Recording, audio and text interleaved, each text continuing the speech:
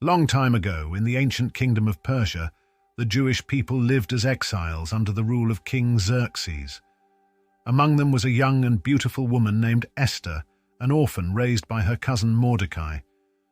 Her journey would lead her to a position of great influence and extraordinary courage, saving her people from destruction.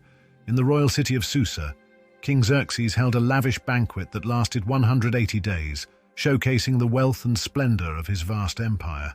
At the conclusion of this extravagant celebration, he hosted a 7-day feast for all the people in the citadel. On the 7th day, fueled by wine, the king commanded his queen Vashti to appear before his guests to display her beauty. When Queen Vashti refused, the king was enraged. On the advice of his counselors, Xerxes stripped Vashti of her title and began a search for a new queen. Young women from across the empire were brought to the royal palace. Among them was Esther, whose beauty and grace captured the favor of all who saw her. Mordecai instructed her not to reveal her Jewish heritage. After a year of beauty treatments, Esther was presented to the king. Captivated by her charm and demeanor, Xerxes placed the royal crown on her head, making her queen. Meanwhile, Mordecai, who often sat at the king's gate, overheard a plot by two of the king's officers, Bigthana and Teresh, to assassinate King Xerxes. Mordecai reported the conspiracy to Esther, who informed the king, crediting Mordecai. The plot was foiled, and the event was recorded in the royal chronicles. In the same period, Xerxes elevated a man named Haman to the highest position of authority in the kingdom. All the royal officials bowed to Haman in deference, but Mordecai refused to do so, declaring his allegiance to God. Haman, furious at Mordecai's defiance, devised a plan to exterminate all the Jews in the empire.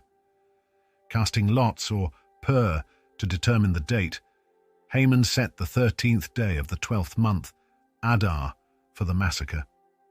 He persuaded King Xerxes to approve the decree, offering a bribe of silver to the royal treasury in exchange for the annihilation of the Jewish people. The decree was sent out across the provinces, spreading terror among the Jews. Upon learning of the edict, Mordecai tore his clothes, put on sackcloth and ashes, and mourned publicly.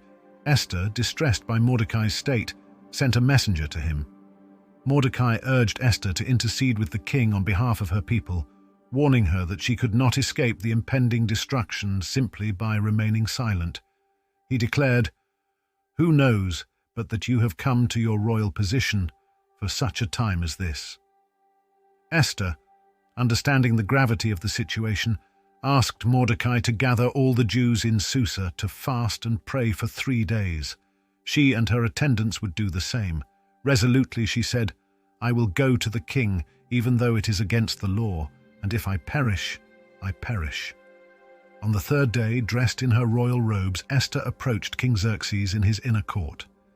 Seeing her, the king extended his golden scepter, sparing her life. When he asked what she desired, Esther invited Xerxes and Haman to a banquet she had prepared.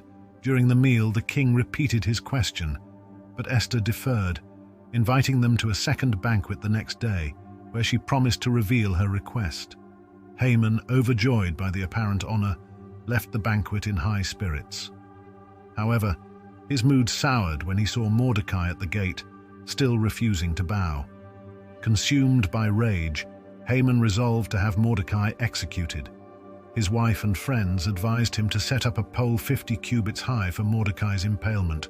Pleased with the suggestion, Haman had it erected. That night, the king could not sleep. He ordered the royal chronicles to be read to him and was reminded of Mordecai's role in saving his life from the assassination plot. Xerxes realized Mordecai had not been honored for his loyalty. The next morning, when Haman arrived to seek permission to execute Mordecai, the king interrupted, asking how to honor a man who pleased him. Assuming the king referred to him, Haman suggested a grand display, dressing the man in the king's royal robes, mounting him on the king's horse, and parading him through the city. To Haman's horror, the king commanded him to honor Mordecai in this manner. Humiliated, Haman carried out the king's orders and returned home in despair, only to be summoned to Esther's second banquet. During the meal, King Xerxes once again asked Esther for her request. Finally she revealed, "Grant me my life and spare my people, for we have been sold to be destroyed, killed, and annihilated." When the king demanded to know the culprit, Esther declared, "The adversary and enemy is this vile Haman." Terrified, Haman pleaded for his life, but the king, enraged, ordered him to be executed on the very pole Haman had prepared for Mordecai. With Haman's death, the king gave his estate to Esther and elevated Mordecai to a position of great authority. Esther pleaded with the king to issue a decree allowing the Jews to defend themselves against their enemies. The king agreed, and the Jews triumphed over their adversaries on the appointed day, securing their survival. To commemorate their deliverance, the Jewish people established the festival of Purim, named after the lots Haman had cast. It became a celebration of joy, feasting, and the giving of gifts to the poor. The story of Esther is a testament to courage, faith, and the profound impact of standing up for what is right. Esther's bravery and wisdom saved her people and left a legacy of hope and deliverance for generations to come. The story of Esther is a powerful narrative of courage, faith, and divine providence. It resonates through time as an example of how individuals can rise to extraordinary challenges and make a difference, even in the face of overwhelming odds. Esther's journey from an orphaned exile to the savior of her people is a testament to her resilience, wisdom, and trust in a higher purpose. This tale also highlights the importance of moral integrity, as seen in Mordecai's unwavering faith and refusal to bow to Haman, and Esther's willingness to risk her life to stand for justice.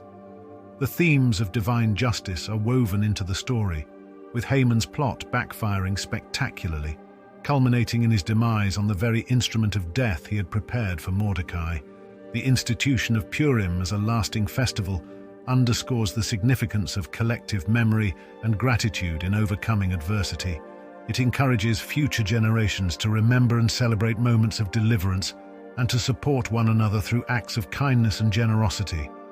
This story remains an enduring source of inspiration, reminding us that even in the most daunting circumstances, courage, faith, and a willingness to act can lead to transformative outcomes.